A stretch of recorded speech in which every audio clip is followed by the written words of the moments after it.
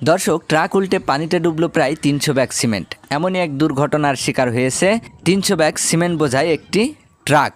ঘটনাটি ঘটেছে হরিণাকুণ্ড থানার সুড়া এবং ফতেপুরের সংযোগস্থলে।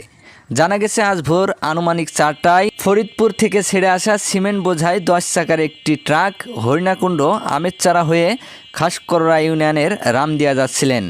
এমতো অবস্থায় সিমেন্ট বোঝাই ট্রাকটি সুড়ার মুচিপাড়া নামক ব্রিজের কাছে পৌঁছলে ব্রিজের কোনার মাটি ধসে পানিতে পড়ে যায়।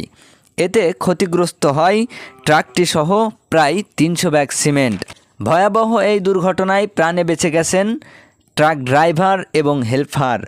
জানা গেছে হরিণাকুণ্ড পৌরসভার রাস্তা সংস্কারের কাজ চলছে, যার জন্য রাস্তার একপাশে মাটি খুঁড়ে তৈরি করা হয়েছে সরু নালা।